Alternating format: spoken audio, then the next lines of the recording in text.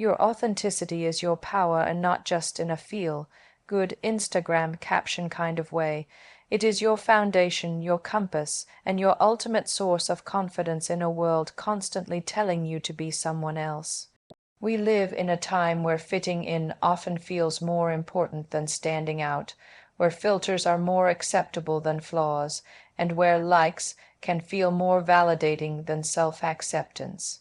But the truth is, the moment you choose to show up as yourself unapologetically, imperfectly, and fully, you begin to unlock a power that cannot be replicated or replaced.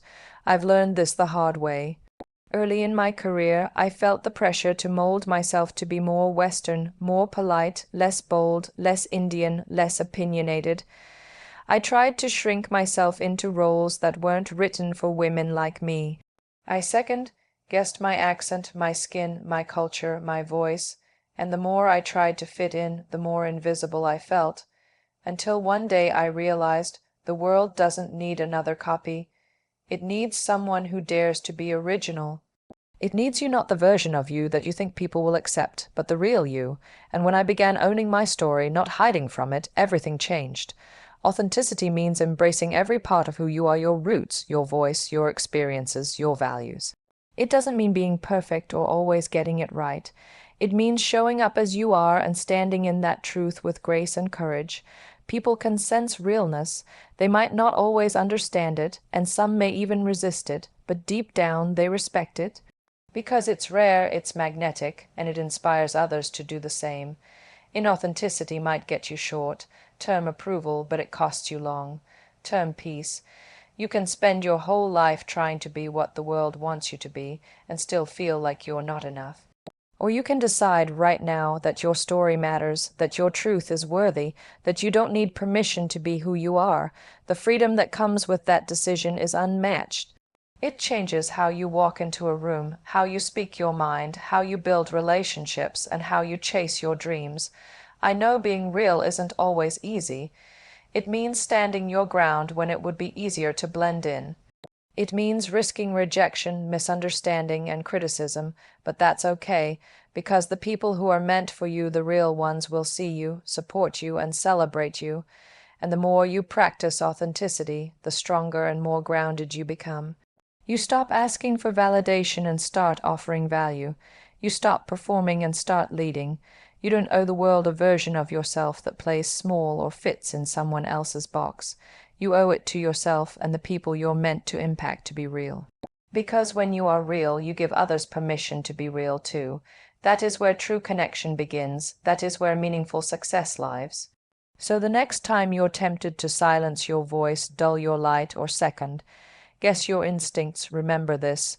Your authenticity is not a flaw to fix, it is your edge, your gift, and your greatest power. Fake shines fast, real lasts longer. That single sentence carries a truth that most of us learn not through advice, but through experience, sometimes painful, sometimes humbling, but always transformative. In today's world, we are constantly surrounded by illusions of success, beauty, happiness, and perfection. We scroll through curated lives on social media where everything looks polished, where everyone seems to be thriving, glowing, and winning. It's easy to get caught up in the sparkle of it all, the quick wins, the viral trends, the shortcuts to fame or recognition. But what we often forget is that the glow of the fake is temporary. It burns bright, but it burns out. Real, on the other hand, might take time to be seen and understood, but once it is, it stays. It roots itself in something deeper than the surface, and that's what gives it staying power. I've watched people rise fast on the basis of hype, a certain look, a catchy moment, or a clever performance, and yes, sometimes it works, and they get the applause, but that applause fades when there's no substance underneath. If you don't have a foundation of truth, you end up constantly trying to maintain a facade that is exhausting, and eventually it cracks. People can sense what's genuine and what's performative, even if it takes time. Authenticity isn't always loud. It's not always the first thing people notice, but it is the one thing they remember. Real takes time, it takes effort. It requires consistency, integrity, and a willingness to grow without shortcuts. Whether it's your career, your relationships, or your reputation, the things that truly last are built slowly and honestly. And yes, sometimes that path is harder. Sometimes you feel invisible while others seem to be speeding ahead. But here's the thing, fast doesn't always mean forward. You can run fast in the wrong direction and still be lost. When you're real, you may move slower, but every step is grounded, every milestone is earned, and every connection is built on truth. I've experienced this firsthand. In my journey, there were moments when I was told to be more marketable, to follow the trend, to do what was popular rather than what was right. I could have chosen the easy path. But I knew that success without soul would never satisfy me, and I knew that real impact isn't made through mimicry, it's made through courage.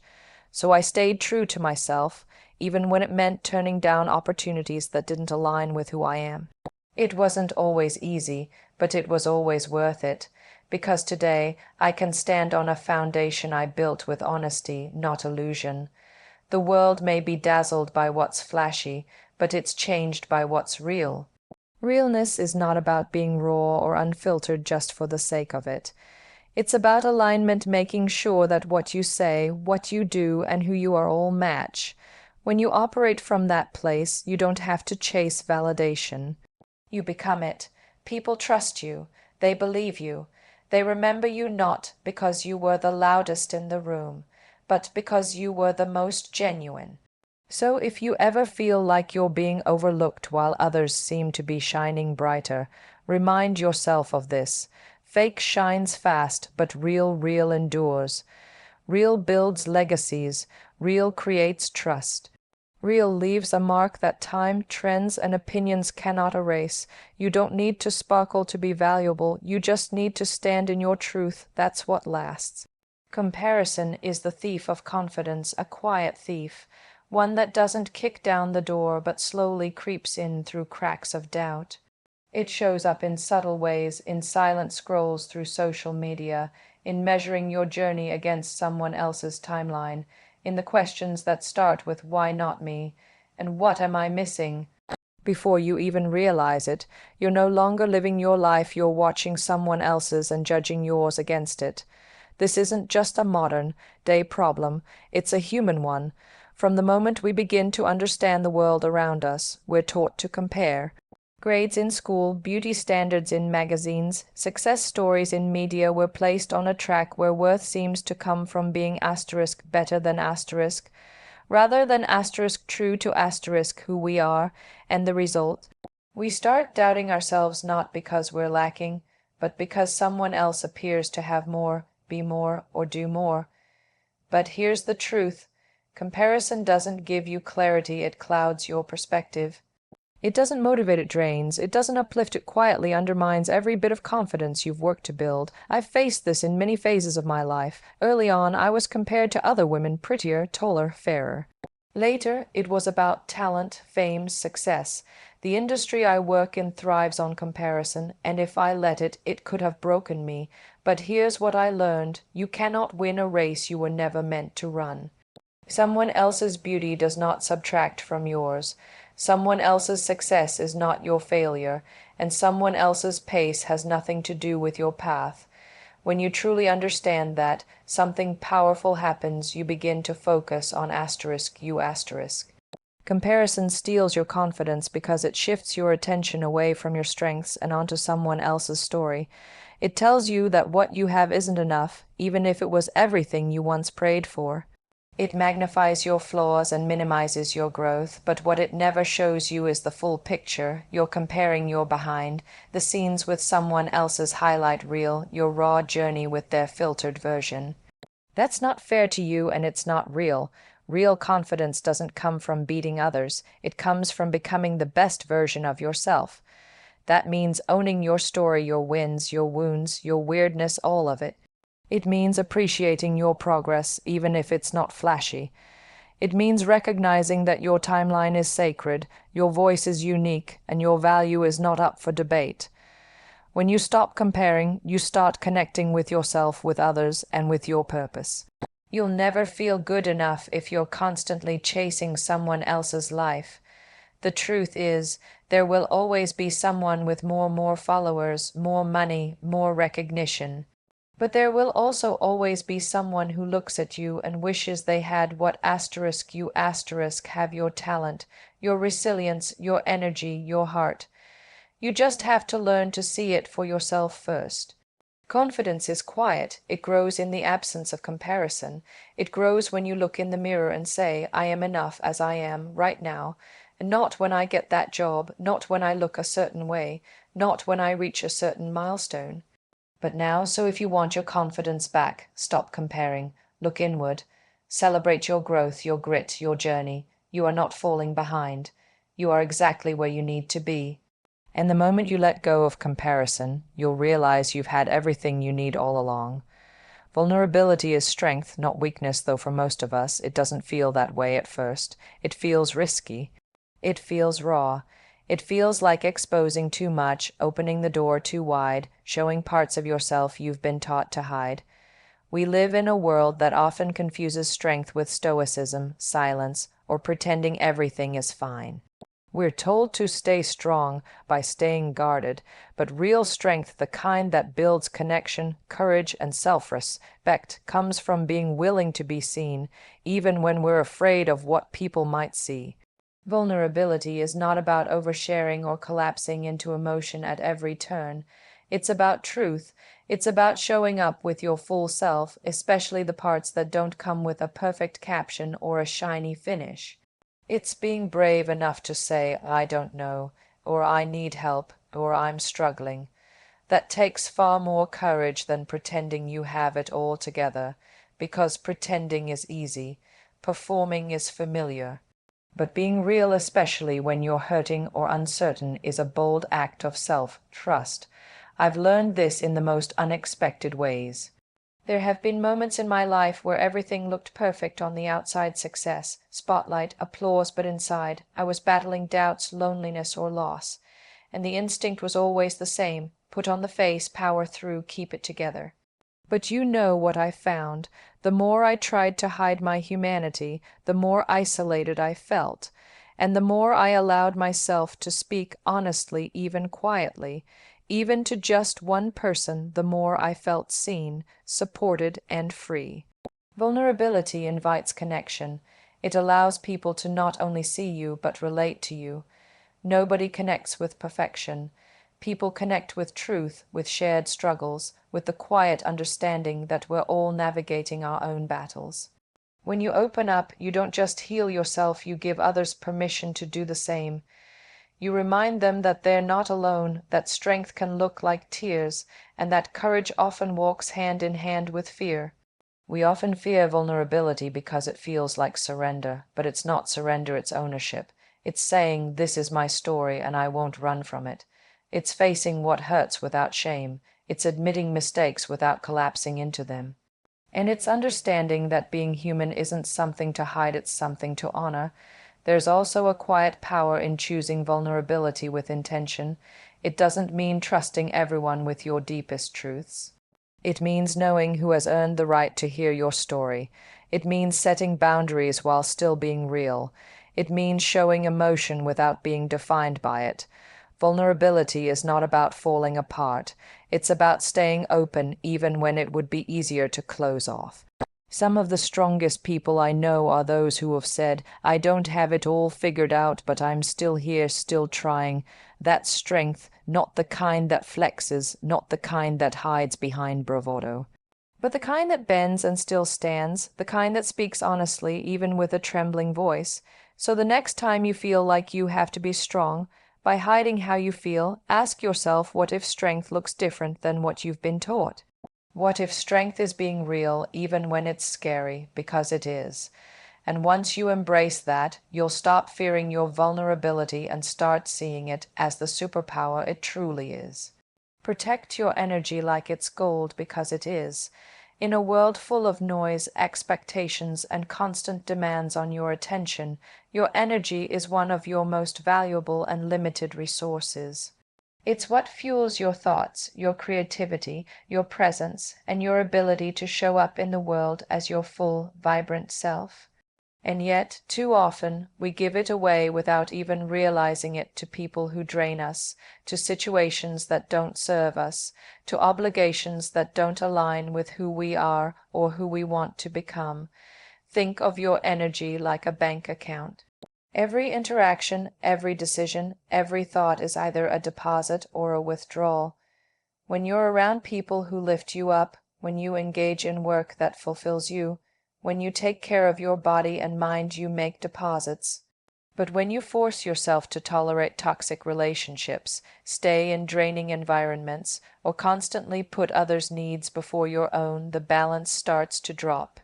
And just like with money, if you're not careful, you'll find yourself depleted, running on empty, wondering why you feel burnt out, anxious, or disconnected. Protecting your energy isn't selfish, it's self-respect. It means acknowledging that not everyone deserves access to your time, your thoughts, or your presence. It means choosing your battles wisely, not engaging in drama, and walking away from anything that costs you your peace. It's learning to say no not because you're mean or distant, but because you're clear about your worth and your limits. I've had to learn this the hard way. There were times in my life when I said yes to everything, every request, every opportunity, every relationship because I didn't want to disappoint anyone. But the truth is, when you say yes to everything, you end up saying no to yourself. You compromise your health, your joy, your clarity. You become scattered instead of focused, tired instead of empowered. And the scariest part is, it happens slowly, so slowly that you don't always notice until you're too tired to do anything about it. But when you start protecting your energy, everything shifts. You become more intentional about where your time goes. You stop chasing approval and start chasing purpose. You surround yourself with people who nourish your spirit instead of draining it. You give yourself permission to rest, to unplug, to be unavailable, not because you're avoiding life, but because you're choosing to live it on your terms. There's also a difference between being busy and being productive, just as there's a difference between being available and being accessible. You don't have to respond to every text immediately. You don't have to attend every event. You don't have to explain yourself to people who are committed to misunderstanding you.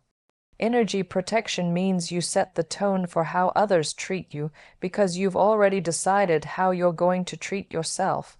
And it's not just about avoiding negativity, it's about actively creating space for what lights you up. Whether that's reading, meditating, creating, laughing, or simply doing nothing at all, you deserve to refill your own cup without guilt, because when your energy is whole, your life becomes more whole. You become more focused, more magnetic, more aligned. So if something or someone feels heavy, exhausting, or out of alignment, trust that feeling, honor it. You don't owe anyone your energy, especially if it costs you your peace. Protect it like it's gold, because it's the currency of your presence, your power, and your potential, and when you value it, so will everyone else. You are not one thing, you are many. You are layers of stories, emotions, dreams, mistakes, triumphs, and truths. You are a blend of contradictions that somehow make perfect sense. You are soft and strong, bold and uncertain, logical and emotional, grounded and growing. The world may try to define you in a single sentence, a single title, or a single role, but don't let it. Because to be human is to be vast, and to be whole is to embrace every part of who you are. From an early age we're taught to choose, pick a path, stick to a label, stay in one lane. And while focus is important, it's also a trap if we begin to believe we are only allowed to be one version of ourselves. You can be a mother and a dreamer, a scientist and a poet, a leader and a learner. You can start over at 40, change your mind at 30, discover a hidden talent at 50. There is no expiration date on growth, and there is no rule that says you must only become one thing. I've lived this truth in my own life. I've been called many things: actress, producer, philanthropist, entrepreneur, wife, mother, but none of these alone define me. They are pieces of me, and each one adds depth, not distraction. For a long time I felt the pressure to choose.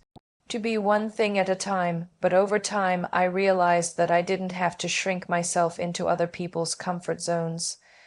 I didn't have to fit into one neat box. I am allowed to evolve, to explore, to be complex. And so are you. You contain multitudes. You might love fashion and science, fitness and philosophy, solitude and performance. You might feel confident one day and completely lost the next. That doesn't make you inconsistent, it makes you real. You're not here to be perfectly packaged. You're here to grow, to stretch, to discover parts of yourself that you didn't even know existed. And yes, being many things can feel overwhelming. You might wonder where you belong, or fear that you'll never be enough of any one thing to be taken seriously. But the truth is, your depth is your strength. Your complexity is your uniqueness. When you own all of who you are, you don't have to explain yourself. Your presence does that for you. The world needs more people who are fully themselves, people who aren't afraid to say, I'm both this and that, people who lead with curiosity, not limitation. When you give yourself permission to be many things, you give others permission to do the same. You make space for more honest conversations, more inclusive ideas, and more innovative thinking. Don't let the fear of judgment keep you small. You don't owe anyone a simplified version of yourself. You don't have to prove your worth by mastering one role to perfection. Your value lies in your wholeness, in your ability to live with contradiction, in your courage to be authentic, in your willingness to evolve. So stop asking, what am I supposed to be, and start asking, what else can I become? Because the truth is, you are never just one thing, you never were. And the moment you embrace that, you unlock the freedom to live fully, love deeply, and show up as the incredible, multifaceted human you were always meant to be.